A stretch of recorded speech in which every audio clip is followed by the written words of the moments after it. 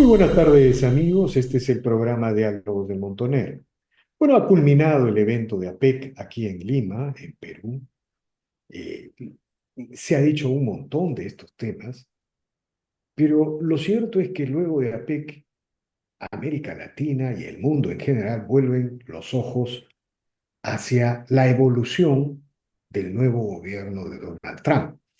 Donald Trump asumirá el 20 de enero la presidencia de la República y ya se conocen algunas figuras de su nuevo gabinete.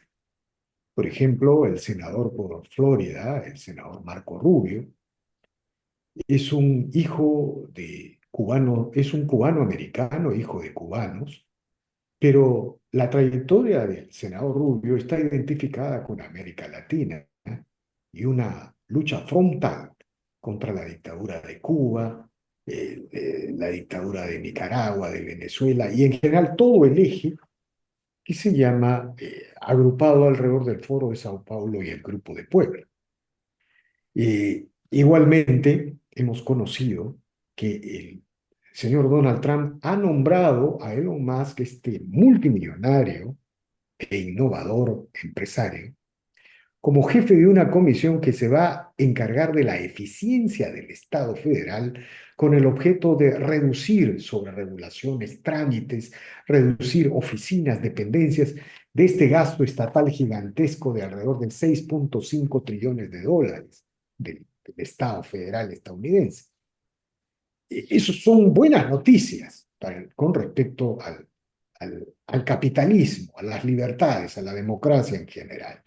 Igualmente, se ha conocido, ya se conoce que su política exterior no está orientada a promover los conflictos regionales, las tensiones. Trump ha dicho que va a detener la guerra en Ucrania, entre Rusia y Ucrania. No obstante que el presidente Biden ha trascendido, todavía no se ha confirmado, que el presidente Biden habría autorizado el uso de misiles de largo alcance a Ucrania sobre territorio ruso, ¿no? Entonces, pero en general hay una vocación diferente con respecto a las tensiones internacionales, llámese Rusia, Ucrania, Medio Oriente, la propia Corea del Norte, sabemos la experiencia anterior, en fin. Pero lo que sí es cierto es que Trump sí está dispuesto a desarrollar una confrontación comercial con China.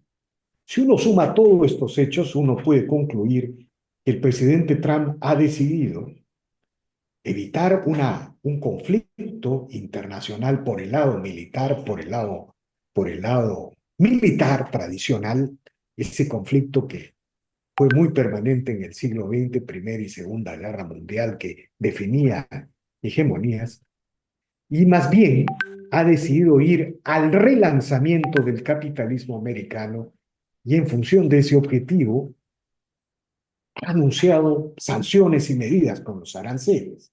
¿Qué significa esto para América Latina, para Perú, para Chile, para Argentina, o particularmente para los países que tienen tratados de libre comercio con China y también para los que no lo tienen, ¿no es cierto? Pero, ¿qué significa todo esto? ¿Vamos a una nueva guerra comercial?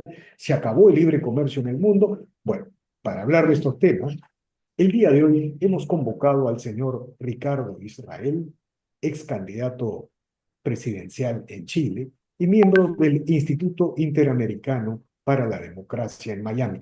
Buenas tardes, señor Israel, gracias por la conversación. No, muy buenas tardes y gracias a usted por la invitación. Pero quería preguntarle primero muy rápidamente sobre esta especie de crisis de los misiles, ¿no? Ha trascendido, aunque creo que la Casa Blanca y el Pentágono no lo han confirmado, que el presidente Biden habría autorizado al presidente Zelensky a usar misiles de largo alcance. Y el Kremlin y Rusia han respondido que eso significaría un ataque global de Estados Unidos y Occidente, de la OTAN, y estaría autorizado para utilizar armas nucleares. ¿Qué sabe usted de esto? ¿Cuál es su comentario? Yo creo que hay mucha retórica. Si usted se fija, al presidente Biden hace mucho tiempo lo afectó algo que ocurre en todos los países al final de un mandato, que es el síndrome del pato cojo. El lame duck, como se dice. Exactamente, y usted ve que el viaje al G20 es algo de lo mismo, ya que aprovechó para una visita turística y transformarse en el primer presidente en ejercicio que visita el Mato Grosso, la Amazonía. Entonces, hay mucho que, si usted se fija, le quedan menos de 2 meses, toda la atención está centrada en el nuevo gobierno y la bolsa sube o baja o se toman decisiones en relación a eso que espera. Incluso la emigración, uno ve que hay una caravana yendo hacia la frontera porque todos entienden que en algo que sí se va a notar inmediatamente es en la política migratoria el cambio de gobierno. Entonces, si usted se fija, no solo quedan 2 meses, sino que llega el invierno. Y en estos 3 años de guerra, el antes y después del invierno no ha sido exactamente lo mismo. De hecho, pronto debe llegar una especie de barro que impide la movilización de los grandes rodados. Además, no deben ser muchas porque si las tuvieran que comprar con el dinero ya asignado por el Congreso, hacerlas cuesta un montón de tiempo O y sea, se no refiere creo a los a misiles los del... misiles, a los misiles. Cuesta un montón de, toma mucho, mucho tiempo y probablemente este debe ser una cantidad relativamente pequeña que ya debe estar allá para que tenga alguna efectividad en los 2 meses que queda. O sea, Recuerde usted que uno de los problemas de esta guerra es que muchas veces se han anunciado entrega de armas que pasa el tiempo y no se concreta, porque no basta con decir vamos a enviar otros tanques, hay que prepararlos para a quienes van a usarlos, o aviones.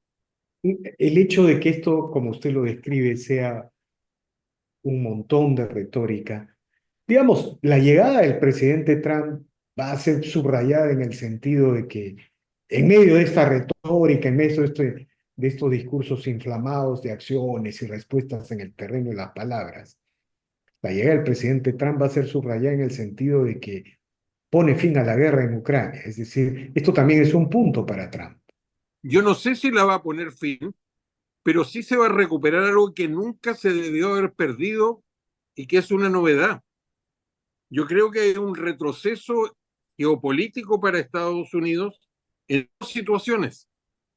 Existe hoy día una alianza que nunca, jamás había existido en la historia entre dos grandes potencias que han tenido siempre una relación conflictiva, tanto que se enfrentaron militarmente en plena Guerra Fría, siendo ambos comunistas. China y Rusia nunca habían tenido una relación. Además, a todos nos consta que el verdadero rival de Estados Unidos es China y que Rusia es el equivalente a Europa para los chinos y además es la primera o la segunda potencia nuclear, y algunos dicen que es la primera por dos casos.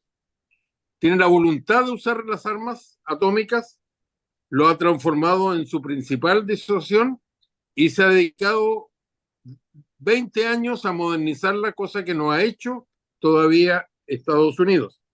Y segundo, existe una situación en la cual eh, China es el verdadero rival y Rusia no va a echar a andar la posibilidad de un diálogo por lo demás que está pendiente del término de la Guerra Fría. Yo invito a la gente a leer las memorias de Gorbachev. Gorbachev cuenta cosas que deben haber pasado, pero que hoy día suena a ciencia ficción. Las conversaciones que tuvo con Bush padre para el ingreso de Rusia, no a la OTAN, perdón, sí, a la OTAN y a Europa. Suena a ficción con todo lo que ha pasado desde entonces, pero, y lo segundo, recordemos que la Unión Soviética se desmoronó cuando ilegalizaron al único cemento que les quedaba, que era el Partido Comunista. Algo que tienen muy presente, que lo destacan los chinos cuando quieran, y uno ve que se ha fortalecido la dictadura del partido en China en vez de liberalizarse. ¿Qué ocurre? Que al, la Unión Soviética entre agosto, que Yeltsin hace la proclamación de la Rusia como Estado independiente, y diciembre pasan 3 meses. Entonces, ¿qué queda pendiente? Uno es testigo hoy día en la Unión Soviética de fenómenos que se han dado, perdón, en Rusia que se han dado en otras partes, que es la disolución de un imperio. El imperio zarista alcanzó la forma de la Unión Soviética bajo el comunismo, pero esencialmente es lo mismo y uno ve la continuidad en política exterior que se traslada también hoy día a Putin. Y digamos, en estas conversaciones de Gorbachev, una idea, un tema pendiente era la desnuclearización de los países fronterizos Así es, a así Rusia. es, Era una demanda legítima como Estados Unidos lo hizo en la guerra de los misiles, cuando se instalaron misiles en así Cuba. es, Ya si hay una conflagración así militar. es. Y usted Entonces, ve que no terminó en Cuba, sino que quedó la otra parte. Para la Unión Soviética lo retira siempre y cuando Estados Unidos retire las armas atómicas que tenía en sus fronteras en Turquía. Lo que queda pendiente acá, si usted se fija, el siglo XIX en nuestra América se llena de guerras territoriales. Y esencialmente los países que surgen, al igual que la Unión Soviética, era la división administrativa que existía en aquel entonces. Así surgen las 15 repúblicas de la Constitución Soviética, dan origen a 15 países. Mire lo que ocurre cuando desaparece el Imperio Otomano. Todavía el Medio Oriente vive las consecuencias de eso que ocurre en 1918. ¿Qué quiero decir con esto? Que lo que argumenta Gorbachev, y también lo ha dicho Putin varias veces, es que quedó pendiente el acuerdo territorial de a acuerdo. la disolución de la Unión Soviética. Bueno, Y es eso, es un enorme tema este asunto que requeriría una sola entrevista, pero le estamos sí, pero el punto está, es que esa es la perspectiva geopolítica para reanudar esta relación con Trump. Porque ¿qué ocurrió? Para la Rusia, no resultado esperado, sigue produciendo armamento, sigue capaz de llevar una guerra, pero sí acabó con una relación que siempre había existido. Jamás en la Guerra Fría se produjo un corte total y abrupto. Esta sería la primera negociación y Rusia no va a colocar en peligro eso, volviéndose el desastre. atacando atómicamente. Ese es el desastre de la administración demócrata, es el mayor desastre a nivel Para geopolítico Estados Unidos lo fue, para, para Estados Unidos y para el mundo, porque claro. Europa también está en vilo, no hay una fuerza ordenadora. Pero en fin, felizmente la llegada de Trump cambia este escenario, puede cambiar este escenario. Ahora, Esperemos. quería Acuérdese cómo preguntarle, personaliza Trump las relaciones exteriores también. Pero sí Trump ha demostrado algo. Se habla de este gobierno como un nuevo gobierno, y no lo es. Esto es el equivalente típico al segundo periodo de Reagan, de Obama, presidentes que han tenido Bush, que han tenido dos periodos. Es aquel que lo va a colocar en la historia. pero digamos, hay algunos cambios significativos que parecen venir en este gobierno. Por ejemplo, y me ha llamado mucho la atención, señor Israel, el nombramiento de Marco Rubio, este senador de la Florida, como secretario de Estado. ¿Sí?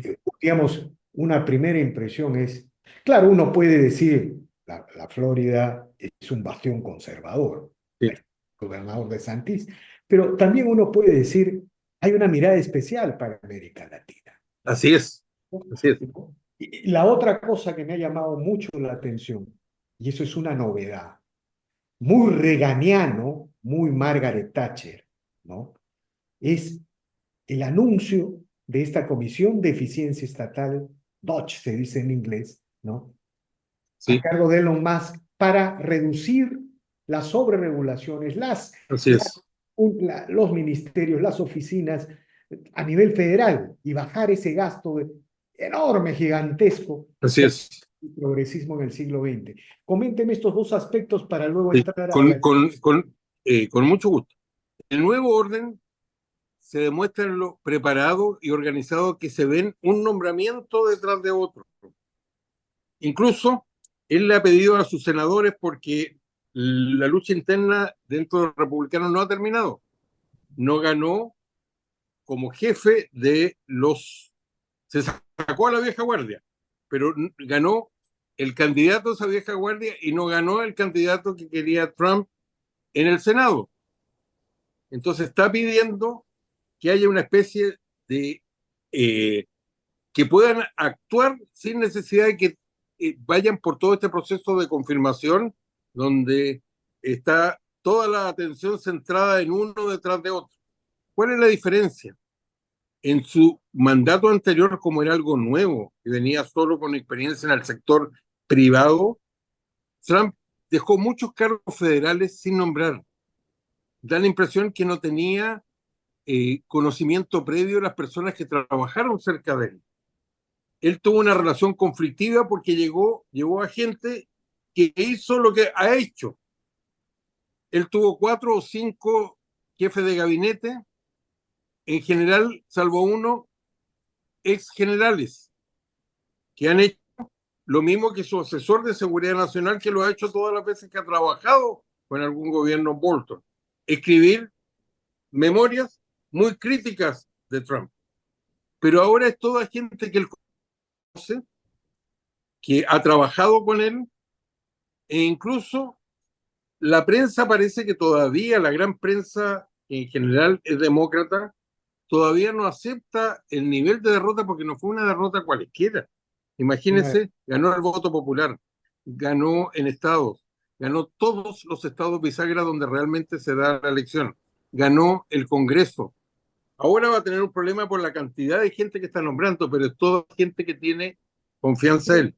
Y la llegada de Trump, de Elon Musk, y sobre todo la gran promesa para el futuro de los republicanos, que fue un precandidato que compitió contra Trump de origen de la India, hindú, que es una persona que se hizo muy rica en nuevas tecnologías, en este caso con la biología, y que dio una excelente impresión en la campaña con una serie de ideas renovadoras. Y bueno que lo haya nombrado a dos, porque imagínense a alguien con la cantidad de empresas que tiene los más, cuando realmente es a poder. Y esto es una novedad porque significa el relanzamiento del capitalismo norteamericano. Se sabía que iba a ser para energía, para gas, para petróleo, pero no se sabía que iba a atacar este crecimiento. Mire, por ejemplo, uno de los sectores donde se piensan que podrían desaparecer, el Ministerio de Educación. ¿Sabe por qué? Porque en este país el Ministerio de Educación fija estándares burocratizados, pero toda la educación se hace a nivel de municipalidades, condados y estados. No tiene una universidad, no tiene un colegio, no tiene nada que administrar. Y fue creado recientemente, se creó en el gobierno de Carter, cuando Estados Unidos era, sin duda alguna, algo que todavía conserva en universidades, el número 1 del mundo. Hoy día, con muy buena voluntad, la misma estadística, porque o sea, se hacen perdón, exámenes internacionales, ocupa el lugar 34. claro, ¿Cuál es el por aporte? Muy dudoso. o sea, digamos, este es un shock antiburocrático, esto es un shock antirregulatorio. Esto hace recordar los discursos de Reagan, incluso de Margaret Thatcher, ¿no es cierto? Y, digamos, también permite imaginar reducción de impuestos, menos carga fiscal para la sociedad y la iniciativa privada. Digamos, las cosas van por ahí con este tipo de anuncios. Ahora, Más que todo, quitarle la amarra por la cantidad de controles. Siempre la demanda es la misma. No es un problema de capital. Está llegando capital y va a seguir llegando capital por las seguridades que da Estados Unidos, porque se va a pagar menos impuestos que en otros lugares y además va a ser necesario por lo siguiente. Al igual que Reagan, no hay que esperar de Trump una, un corte de la deuda a nivel Milei, ni mucho menos. Todas las promesas, el nuevo reacomodo geopolítico, la simple decisión de tener fuerzas armadas preparadas, que hoy día no lo están, significa un gran gasto. Y una de las formas de hacerlo es sacando toda esta grasa que además va a liberar toda esta energía que amarra al capitalismo de Estados Unidos.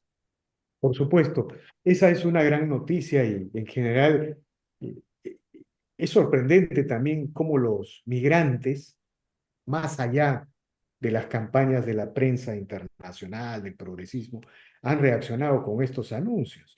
Yo tengo ¿Sí? entendido que en Texas hay estudios ya que nos indican que en una generación, una familia con la reducción de impuestos que hizo de Trump se puede volver millonaria, ¿no? Puede alcanzar el sueño americano que antes demandaba 2 o 3 generaciones, con ese nivel de reducción de impuestos. En fin, pero quería preguntarle por Marco Rubio, Sí. nuevo Vamos secretario. ahora a Latinoamérica. Sí, Esto fue un reconocimiento. ¿Sabe? El triunfo del tan avasallador se debe a las minorías, el voto de los latinos, el voto, el voto de los hombres afroamericanos, de los orientales. Lo único sector etario o étnico donde no ganó Trump son las mujeres de suburbios con educación universitaria. Nada más. Aquí, de mantenerse esto algunos años, va a ser difícil que pueda volver a ganar en una elección en la forma como estaba acostumbrado a hacerlo el Partido Demócrata. Se quebró esa alianza arcoíris que llamaban de sectores sociales, ganó en los jóvenes, un fenómeno que también se ha visto con Milei y otros lugares en América Latina, que para llevarle a la contra a sus padres, los jóvenes votan por los conservadores, también se ha dado en elecciones europeas. Si no logran recuperar los demócratas ese tipo de votos, no pueden volver a ganar en el futuro cercano una elección. Y, han, y creo que nombrar a alguien como Rubio es un reconocimiento en la primera fila que los latinos ayudaron a ganar todo Estados Unidos. No es Texas, no es Florida, es todo Estados Unidos. Hay un nuevo reacomodo de tipo diferente. Y ahora, eso es lo que yo creo que se está mostrando acá. Y Rubio tiene una característica que es la siguiente. El hombre conoce con nombre y apellido, a favor y en contra, a los políticos latinoamericanos. Conoce lo que está pasando. Hay, yo acostumbro a ver, hay una serie de canales que transmiten el Congreso. Hay uno que se llama C-SPAN, hay uno dedicado a la historia, hay otro dedicado a las instituciones y hay un tercero que transmite toda la conferencia de prensa, ceremonias militares, no el minutito que logran recoger las agencias, sino toda la ceremonia. Por ejemplo, fue espectacular haber visto a la actual, que es a la persona que nombró en como la próxima embajadora en las Naciones Unidas, que es una congresista de Nueva York, y a mí me impresionó la forma como destruyó y obligó a renunciar a todo al wokismo puro, que era la rectora de Penn, de Harvard, etcétera, etcétera, que quedaron tan mal que, por ejemplo, yo fui a buscarlo, su trayectoria hoy día es tan fácil googlear y reunir información. Eran personas que no tenían prácticamente publicaciones. No sé cómo llegaron a esos cargos, pero esa era la realidad. Las destrozó en un interrogatorio que las desnudó por completo. Entonces está llegando nueva gente. El Partido Republicano ahora, nunca había tenido este tipo de ¿cómo se representantes. entiende estos anuncios de que va a detener a los migrantes ilegales, ¿no es cierto? De que no va a permitir que sigan pasando miles y miles de personas por la frontera de México. Bueno, pareciera que durante el gobierno de López Obrador y ahora de la señora Sheinbaum, adrede se abrió un corredor para fomentar la migración ilegal contra Estados Unidos. Es una forma de destruir su economía, su formalidad, de generar problemas. ¿Cómo se ve estos anuncios de que desde el primer día va a dictar órdenes ejecutivas deportando a los migrantes ilegales. No está hablando, creo, de los migrantes, de los ilegales que viven una década en Estados Unidos, No, que tributan a pesar de todo, tributan. Los ilegales en Estados Unidos tributan, tienen sí, sí.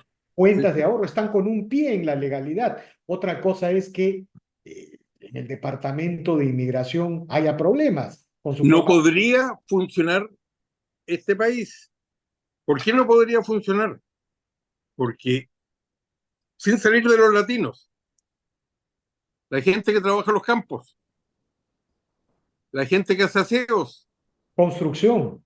construcción, limpieza, son latinos, gente que llega y que a través de las redes familiares tiene trabajo. Pero ¿qué ha pasado en Estados Unidos? Una historia que no se ha contado. Primero, el tema de los derechos humanos. Aquí hay decenas de miles de niños que no se sabe dónde están. Hay decenas de inmigrantes que la familia pagó y no solo son latinos, han llegado de África, de todas partes del Que no mundo. pasaron, no pasaron o desaparecieron. Eso es lo que produce la guerra. ¿Qué pasa con la enorme cantidad de violaciones de mujeres, de abusos? No es que la frontera no tenga ocupada, están ocupadas por los carteles, la peor ocupación que tiene. Hay un tema de derechos humanos. Segundo, este es un país de leyes. Yo no veo posible que expulsen a millones de personas. ¿Qué va a ocurrir? Que esas millones de personas no pueden ser expulsadas porque tienen derechos.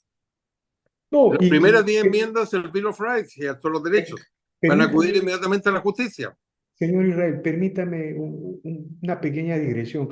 Sí, Yo tengo entendido que todo migrante en Estados Unidos que se ha sentado por algunos años, en primer lugar tiene su número de tributación en el IRS, en el Revenue Service, ¿no es cierto? sí, Tiene su número.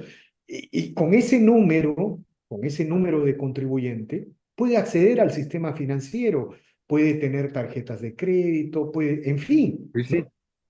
Otra cosa es diferente que no sea Ujú. legal en términos de ciudadanía. Tiene un problema con el Departamento de Inmigraciones, seguramente. Pero ese ciudadano que tiene un pie en la formalidad, que trabaja, que contribuye, nunca ha sido expulsado en las últimas No, no. 2 décadas. Yo Está, estoy seguro que van a encontrar, no sé si la utilización de la Fuerza Armada o otro, como lo ha hecho Perú o Chile, alguna salida. Por ejemplo, Estados Unidos no podría haber enfrentado el tema de las acciones legales que tomó contra muchos extranjeros después de las Torres Gemelas, ujú, si no hubiera recorrido o resucitado una legislación muy antigua. claro, Es una legislación que venía de la Segunda Guerra Mundial, el enemigo combatiente, o si ahí, no, que impidió que las cortes aún hoy día vean un solo caso de la gente que llevaron a Guantánamo. No van a hacer eso, de pero acuerdo. sí van a encontrar una salida legal ante una situación que hoy día se le escapó de mano.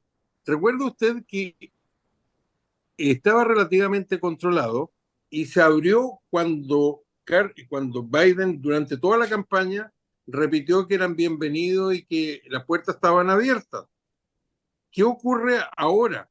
Yo creo que lo fundamental es meter miedo para parar ese flujo como esta caravana que viene. Estados Unidos, por ejemplo, permitió que Nicaragua, que Cuba, que Venezuela utilizaran como arma política la inmigración ilegal.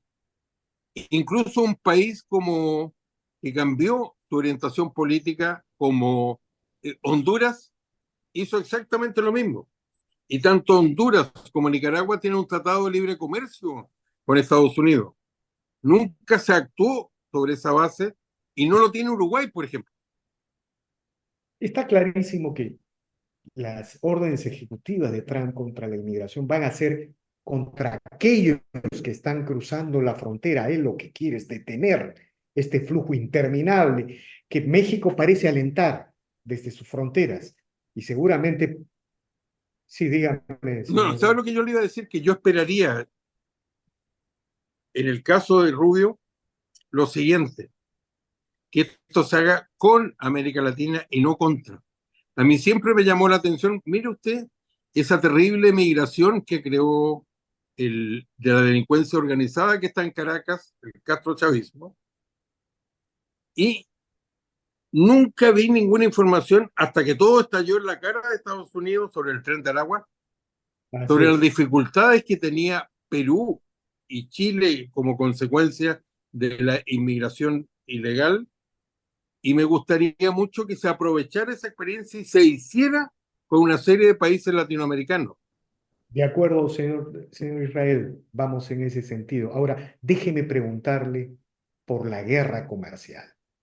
Parece que sí, esta vez va a haber guerra comercial porque, digamos, en realidad Trump lo que se ha propuesto es utilizar los aranceles y las sanciones económicas para enfrentar un proceso de globalización económica que desde los organismos multilaterales siempre ha sancionado a Occidente y ha Sí, permitido, ha sido muy permisiva con las otras economías emergentes, con las otras potencias emergentes. Por ejemplo, los derechos de propiedad intelectual, fundamental sí, para el surgimiento sí. del capitalismo, la primera y segunda revolución industrial, no se han respetado en esta No, globalización.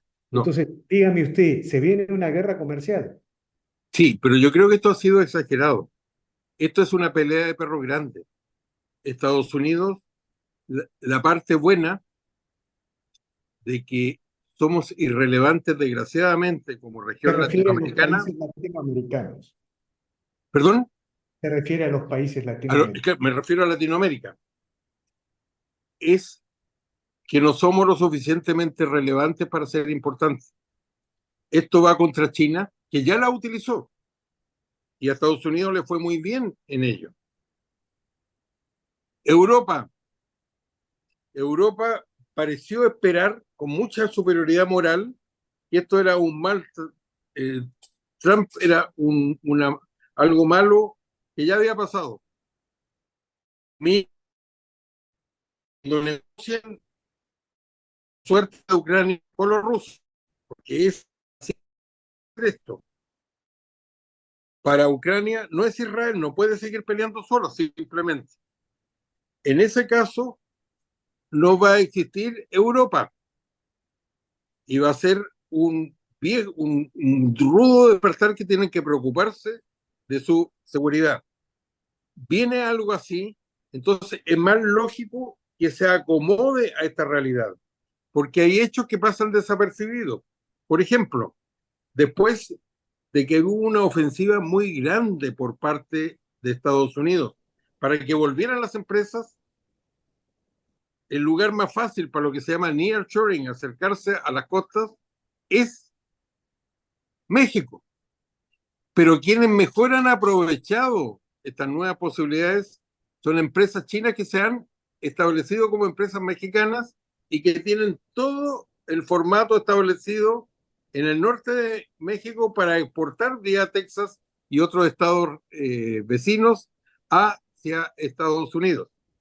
Esas son situaciones reales donde lo que está en juego desde el punto de vista de Estados Unidos es una lucha no solo geopolítica, su gran rival es China, pero es una China que a diferencia de la Unión Soviética, que era aislado y pobre, es un primerísimo actor, como lo demostró en la inauguración de este gran megapuerto y que bueno para Perú, y Estados Unidos no tiene ni remotamente nada similar, ni en América Latina ni en ninguna parte del mundo. Entonces, ese poder económico de China es algo que Estados Unidos tiene que disminuirlo de alguna forma.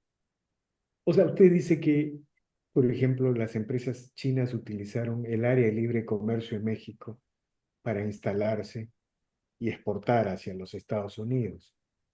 ¿Usted cree que en el caso del puerto de Chancay también se utilicen las zonas especiales por empresas de chinas para intentar exportar a Estados Unidos y por lo tanto Estados Unidos puede establecer algún nivel de arancel especial para las exportaciones del puerto de No lo Chancay? sabemos. Lo que sí sabemos es que lo que está haciendo China, es paso a paso lo que hizo Estados Unidos para destrozar al viejo león británico. Uno a uno, los pasos seguidos por Estados Unidos para desplazar a Gran Bretaña de su rol de primera potencia mundial, incluyendo en el mar, es lo que China está siguiendo en contra de Estados Unidos. Acuérdese cuando a principios del siglo XX llegan a América Latina las empresas trayéndose, como lo hacen los chinos, a sus propios ingenieros y trabajadores principales. Entonces, las mismas críticas que se hacían en esa oportunidad de Estados Unidos son las que se le hacen hoy día a China. Pero desde el punto de vista de los países, el Wall Street es un depredador aún mayor de lo que es el gobierno chino. Pero no hay duda que esto es para aumentar la capacidad de China de transformarse en la primera superpotencia del mundo, y para esto hay fecha. Es el 1 de octubre del año 2049, cuando se cumple el centenario de la República China moderna creada por Mao. Pero si Estados Unidos relanza su capitalismo, su capacidad empresarial, sigue manteniendo, digamos, su fuerza innovadora, ¿no es cierto? Su capacidad de mercado de capitales en el mundo, lo más probable es que eso no suceda, porque también China tiene graves problemas económicos, tiene una Sí, deuda pública es, gigantesca y digamos que en cualquier momento puede hacer crack, ¿no es cierto? sí. Usted sabe, hay una serie de propuestas que no han salido desgraciadamente al debate porque Estados Unidos está tan polarizado. La prensa dice tantas cosas que no son ciertas, que por ejemplo, una propuesta republicana es la siguiente: concederle la residencia permanente a todo estudiante universitario que haya obtenido un posgrado o un grado académico y quiera quedarse en Estados Unidos. Esa Esos persona son, no tiene para qué volver a salir. De ser aprobado eso, esas personas que se han educado en Estados Unidos, que conocen cómo funciona el sistema, que probablemente ya están trabajando, no tienen que preocuparse de nada salvo traer a su familia directa. Esa es claro, una propuesta. estos son los dreamers, ¿no? Los famosos No, no, dreamers. no, esa es otra. Ah, esto es Esto, irrestricto lo que para pasa es que cualquiera. no sabe, hoy día felizmente es tan fácil acceder a la información, y dentro de estas calificaciones absolutas que continúan desgraciadamente con los nombramientos, y en vez de alegrarse porque hay alguien como Elon Musk, lo tratan de destrozar, incluso le tratan de quebrar, de crear una alternativa a X o a Twitter. Que estas son propuestas que se discutieron durante las primarias. Dentro de los republicanos ha habido un debate que no se ha dado todavía en los demócratas. Acuérdese usted que terminó el gobierno de Trump y el partido estuvo 2 años al menos debatiendo en primaria a favor y en contra de Trump, que la ganó Trump. Acuérdese usted que apenas asumieron la mayoría en la Cámara de Representantes, ellos mismos votaron a las personas que habían elegido y votaron a 3 de ellos por estas Mm. peleas internas que tenían. Entonces ha salido muchas cosas internas y hay muchas propuestas en el tema de inmigración que simplemente no han tenido acogida en los medios de comunicación, pero fácilmente siguen O sea, y son interesantes. esto sería para todos los estudiantes que se gradúan, alcanzan un grado académico. Todos y cada uno. Los Dreamers es otra cosa que viene, Sí, sí, sí. son Son aquellos que los fueron traídos como niños, por sus padres. que no Ah, sí. conocen otro país, que la ley no contemplaba casos de este tipo, pero que son habituales. Bueno, se acabó esta estrategia de desarrollar capital humano en las universidades de Estados Unidos y luego llevárselos a los países. El imperio se va a quedar, como se dice, con el capital humano, el mejor capital humano que forme. ¿Y quién no se va a quedar, quién no va a querer quedarse en Estados Unidos? ¿Sí? Puede estudiar en sus universidades y Ahora, llevar. falta que se apruebe, no hay una... las últimas reformas a la ley de inmigración se hicieron bajo Reagan, imagínense, hace Ah, 40 años. de Eso da una acuerdo. idea, y eso es lo que yo espero. Y finalmente, a pesar de estos conatos de guerra comercial con China que se vienen. El gobierno de Trump, este segundo mandato, tiene un aire al gobierno de Reagan, ¿no? Por su ¿sí? capacidad de reguladora en términos internos. Y lo mejor va a ser como el propio Trump personaliza de tal forma las relaciones internacionales, lo peor va a ser, lo mejor va a ser que haya unas expectativas limitadas. Por ejemplo, yo no creo que pueda, mientras existe una ocupación de Venezuela por Cuba, no creo que Maduro se da nada, pero sí creo que en estas nuevas condiciones pueden hacer, a propósito de lo que hizo Reagan en su oportunidad con Libia, responsabilizar a Cuba por lo que pase en Venezuela. Plantear el tema en los diálogos que van a tener con Rusia, por mucho que sea un segundo elemento. ¿Qué me gustaría ver, ya que estábamos hablando de Marco Rubio? Me gustaría ver que llegue con proyectos, con propuestas. La última vez que hubo una propuesta de Estados Unidos fue rechazada por América Latina. Fue una idea de Bush padre, de los republicanos, que la La zona agarró de libre comercio. la zona de libre comercio y de democracia. Gran error de Estados Unidos, de Latinoamérica, rechazarla. Me gustaría que llegara con una propuesta similar, por ejemplo, para crear un nuevo sistema que reemplaza a las Naciones Unidas, que solo Estados Unidos lo puede hacer. La última secretaria de Estado que llegó con una motivación personal fue la señora Madeleine Albright. La señora Madeleine Albright convenció a su presidente, que era Clinton, de algo que todavía dura y que lo que más le duele a Putin, que es que Estados Unidos dijera que no bastaba que había terminado la guerra, sino que tenía que llegar el mercado a lo económico y tenía que llegar la democracia en lo político.